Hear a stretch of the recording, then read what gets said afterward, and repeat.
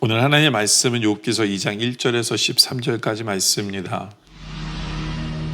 또 하루는 하나님의 아들들이 와서 여호와 앞에 서고 사탄들도 그들 가운데 와서 여호와 앞에 서니 여호와께서 사탄에게 이르시되 내가 어디서 왔느냐? 사탄이 여호와께 대답하여 이르되 땅을 두루두라 여기저기 다녀왔나이다. 여호와께서 사탄에게 이르시되 내가 내 종 욥을 주의하여 보았느냐? 그와 같이 온전하고 정직하여 하나님을 경외하며 악에서 떠난 자가 세상에 없느니라. 내가 나를 충동하여 까닭없이 그를 치게 하였어도 그가 여전히 자기의 온전함을 굳게 지켰느니라. 사탄이 여호와께 대답하여 이르되 가죽으로 가죽을 바꾸고 사람이 그의 모든 소유물로 자기의 생명을 바꾸은지라. 이제 주의 손을 펴서 그의 뼈와 살을 치소서. 그리하시면 틀림없이 주를 향하여 욕하지 않겠나이까. 여호와께서 사탄에게 이르시되 내가 그를 내 손에 맡기노라. 다만 그의 생명은 해하지 말지니라.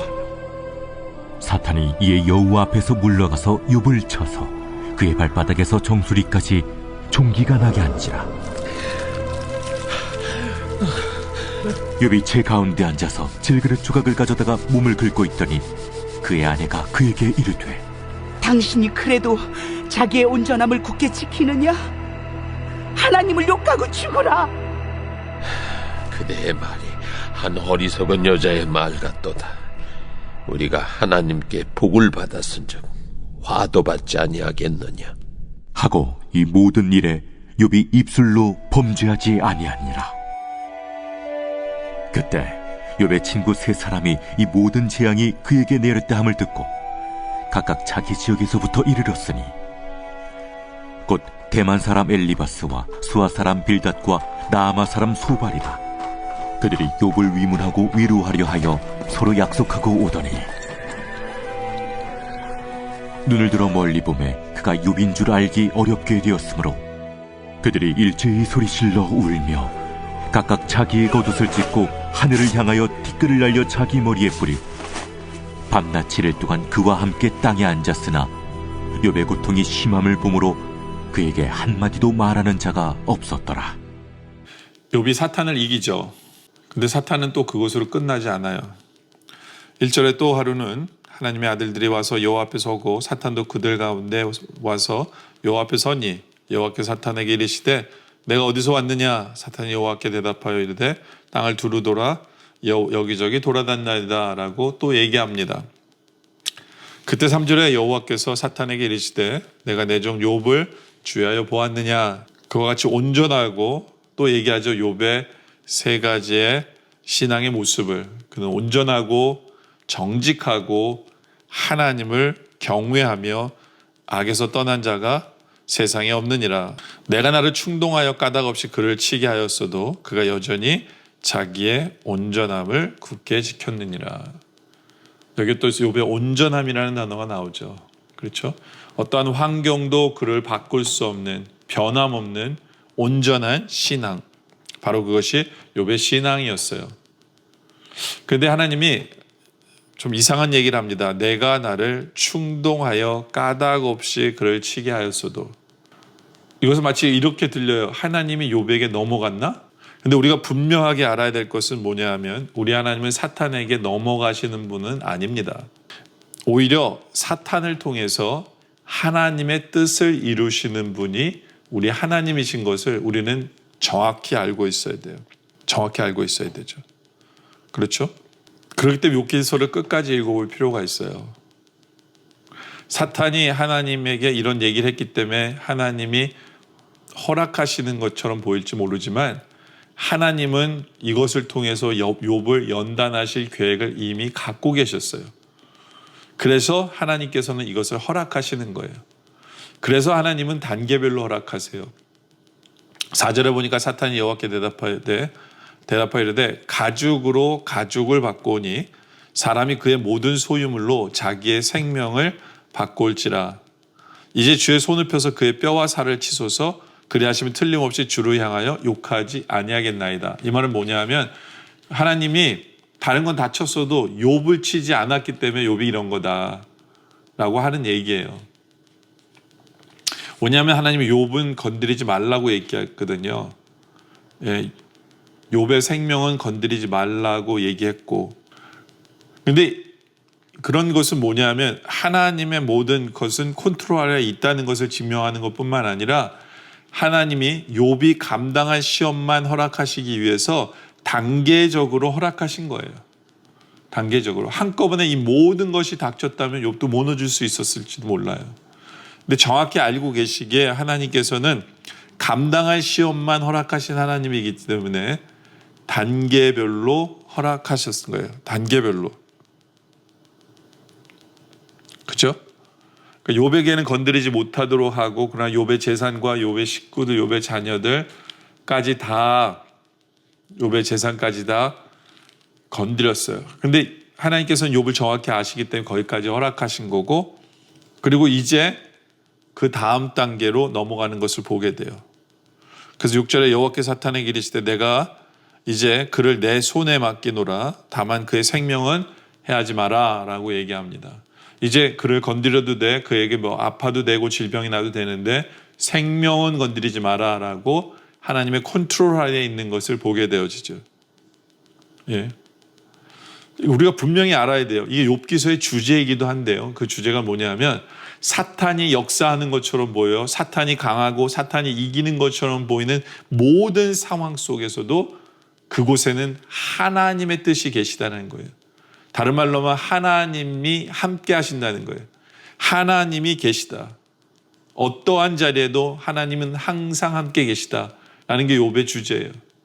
그러니까 하나님이 내버려 두신 게 아니에요. 모든 게 하나님의 뜻 가운데 있고 하나님의 역사 속에 있고 하나님이 계세요. 그렇기 때문에 하나님 뜻 가운데 있기 때문에 감당할 시험만 허락하신 하나님이 이루어지는 거예요. 사탄이 그 보도를 넘지 못하는 이유가 뭐냐면 하나님의 컨트롤 하에 있기 때문이다 라는 거죠. 바로 그것을 오늘 본문은 우리에게 알려주는 것이다 라는 거예요. 이제 허락을 받은 사탄이 7절에 사탄이 이에 여호와 앞에서 물러가서 욥을 쳐서 그의 발바닥에서 정수리까지 종기가 나게 한지라. 욥이 제 가운데 앉아서 질그릇 조각을 가져다가 몸을 긁고 있더니, 그렇죠? 정말 이 간지러움 어떤 면에서는 최악이에요. 근데 9절에 그의 아내가 그에게 이르되 당신이 그래도 자기의 온전함을 굳게 지키겠느냐. 이게 욥의 특징이잖아요. 온전함. 하나님이 욕하고 죽으라 라고 얘기합니다. 참 재밌어요. 욥이 사탄이 자녀들 다 죽였는데 죽이지 않고 남긴 한 사람이 있어요. 누구냐면 아내예요. 예? 왜요? 이걸 위해서 써먹으려고 그랬던 것 같아요. 이걸 위해서 써먹으려고 했던 것 같아요. 어떤 면에 있어서 신앙생활 할 때요, 제일 힘든 게 뭐냐면 혼자 고통은 당할 수 있을 것 같아요. 혼자. 예. 혼자 견디면, 혼자 있으면 견딜 수 있을 것 같아요. 근데 옆에서 제일 가까운 사람이, 가까운 식구가 하는 그 말, 그게 후렵할 때가 정말 많아요. 그것 때문에 흔들리는 경우가 정말 많다라는 거죠. 그래서 욥의 아내 옆에 둔 것 같아요. 물론 많은 사람들이 욥의 아내를 뭐 세상에서 유명한 악처 중에 하나라고 얘기하는 사람도 있을 수 있지만 저는 욥의 아내를 그렇게 나쁘다고 보지는 않아요. 뭐냐면 욥은 다 잃었어요. 식구도 다 죽었어요. 이제 욥의 병까지 들었어요. 그럼에도 불구하고 이 아내는 욥의 옆을 지키는 사람이잖아요. 지키는 사람이잖아요. 물론 사탄이 욥의 신앙을 흔들려고 옆에 붙어있게 했는지도 몰라요. 그럼에도 불구하고 욥의 아내가 뭐 그렇게까지 나쁜 사람의 얘기는 할 수는 없지만 힘들고 어려운 일을 당하면 항상 우리 주위에는 이렇게 우리의 신앙을 흔드는 도구로 쓰임받는 사람들이 있다는 것을 우리는 기억해야 돼요. 기억해야 돼요. 그러니까 그런 사람이 있다고 해서 우리가 심하게 흔들려서는 안 돼요. 욥은 자기의 온전함을 지키죠. 그래서 10절에 그가 이르되 그대의 말이 한 어리석은 여자의 말 같도다. 우리가 하나님께 복을 받았은즉 화도 받지 아니하겠느냐 하고 이 모든 일에 욥이 입술로 범죄하지 아니하니라. 욥이 또 승리하죠. 또 승리해요. 그렇죠? 예. 하나님의 주권을 인정하는 사람이에요. 복받기 위해서 신앙생활하는 게 아니에요. 하나님께 목표를 두고 하나님을 바라보며, 그렇죠? 하나님이 하시는 모든 일을 인정하는 거죠. 그러니까 욥은 하나님이 어떤 일을 행하시든지 간에 욥의 신앙은 이거예요. 하나님은 선하시다라는 거예요. 하나님이 행하시는 것 모든 일은 옳다라는 거죠. 여러분들, 우리에게도 이것이 필요해요. 하나님은 선하십니다. 내가 다 이해하지 못하더라도 하나님이 하시는 일이 맞아요. 하나님이 하시는 일이 맞다. 예, 바로 그 신앙으로서 정말 신앙을 지키는 욥의 모습을 우리가 본받기를 원합니다. 그런데 욥의 신앙을 흔들 아직 사람이 남았어요. 누구요? 11절에 그때 욥의 친구 세 사람이 이 모든 재앙이 그에게 나타났다함을 듣고 각각 자기 지역에서부터 이르렀으니 곧 대만 사람 엘리바스와 수아 사람 빌닷과 나아마 사람 소발이라. 그들이 욥을 위문하고 위로하려 하여 서로 약속하고 오더니. 욥의 세 친구의 등장입니다. 그런데 처음은 되게 좋아요. 정말 이들이 잘합니다. 어떻게 합니까? 12절에 눈을 들어 멀리 보매 그가 욥인 줄 알기에 어렵게 되었으므로 그들이 일제히 소리질러 울며 각각 자기의 겉옷을 찢고 하늘을 향하여 티끌을 날려 자기 머리에 뿌리고, 그리고 13절에 밤낮 7일 동안 그와 함께 땅에 앉았으나 욥의 고통이 심함을 보므로 그에게 한마디도 말하는 자가 없었더라. 옆에서 함께 울어주는 걸로 다 했어요. 더 이상 아무 얘기하지 않습니다. 울어주는 거예요. 울어줍니다. 이게 가장 큰 위로예요. 옆에 함께 해주는 것, 아무 말하지 않고 침묵하는 것, 울어주는 것. 그러니까 위로함의 정석을 보이는 거죠. 근데 물론 뒤에 가서 이제 막 말을 내놓죠. 근데 왜냐하면 이 사람들도 이 침묵이 얼마나 힘든지를 알려주는 거예요. 고통 속에서 침묵하는 게 얼마나 힘든지를 알려주는 거죠. 근데 우리 주위에 누가 힘들고 어려운 사람이 있으면 함께 울어주고 침묵하길 원합니다. 옆에 있어주기만 하면 돼요. 내가 뭘 말을 해야 된다는 그러한 위기감이 없기를 원합니다. 정말 우리가 욥의 모습을 보면서 우리 하나님의 선하심을 인정하고 하나님의 주권을 인정하고 우리 입으로 죄짓지 않는 우리들을 원합니다. 내 옆에 있는 사람들 때문에 함께 넘어지지 않기를 원합니다.